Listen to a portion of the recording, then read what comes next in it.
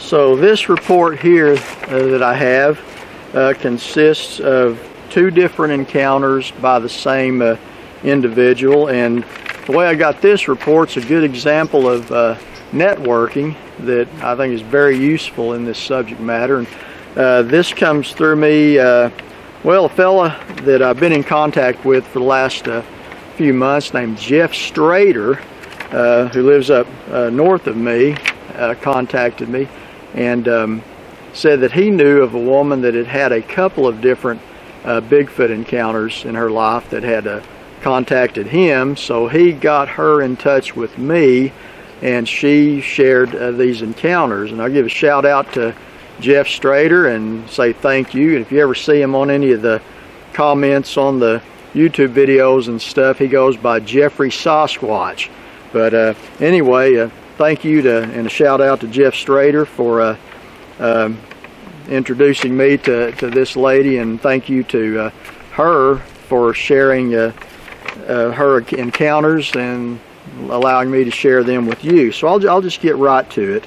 And I started it off to her, and I said, so Jeff had told me that you saw a juvenile and a mother Sasquatch down in Pushmataha County years ago, in which she responded to me. She said, yes, I did.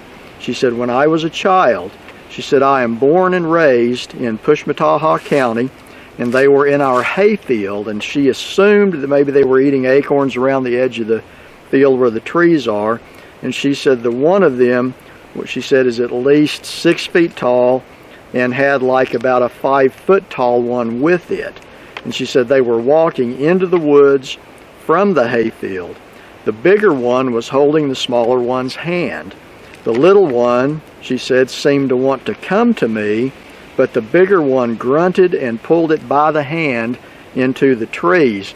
And her impression of these creatures, she said they seemed more curious, at least the little one, I'm quoting her here, but she said the big one didn't seem to be scared, but she said just, quote, did not want to stick around and share pleasantries with them. Now, Pushmataha County, that is a hot spot of reported Bigfoot activity.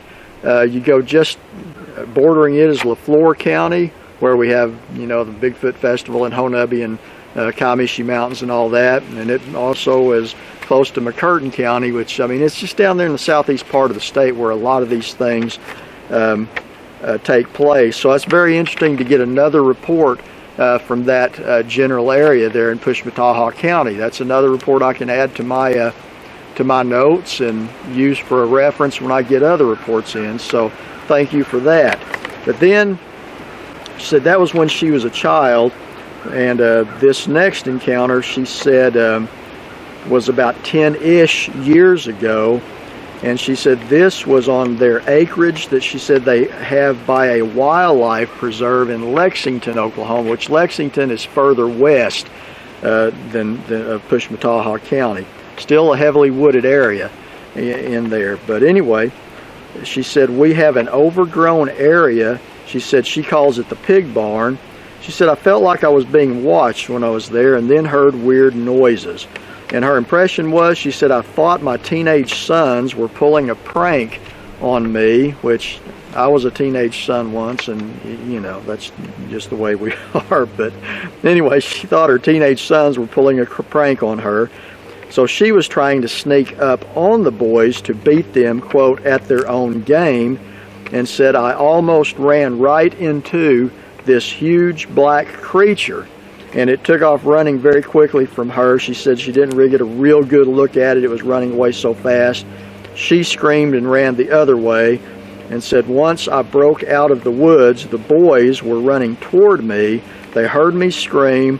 One son thought that she was hurt, that she had maybe fell in the pond or something. She told him what had happened, and she said they looked, and she said they found a turkey carcass and a deer carcass out there, and broken off tree limbs from pretty high on a tree. So her sons, she said, think I ran into a bear, but it smelled awful, and it looked more human than bear, but hairy. So, and I'm quoting her here, I still won't go down there.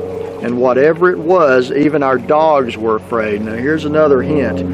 There is still weird noises sometime from down here. The dogs bark toward it, but won't go down there when those noises are going on. And she said, I refuse to go back down there. Her daughter swears to her that something used to scratch at her window, but not for a while now. So she asked then, is it uncommon for a person to have more than one encounter? Well, it is rare for the general population to have even one encounter. So depending on how you look at it, since nothing bad happened, I would consider it lucky to have, 2 encounters. But anyway, going back, and I asked her, I emailed her back, I said, this creature you ran into on your property there in Lexington, I said, was it bipedal? And she answered me back. She said, yes, it was bipedal. It ran away upright on 2 legs like a person would run. So anyway, I say thank you to this lady. I'm not using her name. She didn't ask me to use her name, so I don't. But I thank her for sharing these encounters. I hope you enjoy them and can take something from them. And again, thank you to Jeff Strader for getting us in touch with each other. And I'll just say again, I've said it in a lot of videos, the correlation of Bigfoot and dogs. Dogs and Bigfoot, they don't like each other.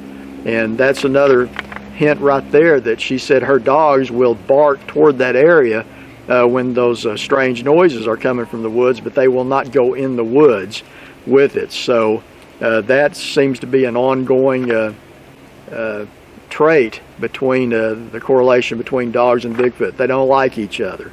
So anyway, like I said, thanks again to Jeff for introducing us, and to this lady for sharing her report.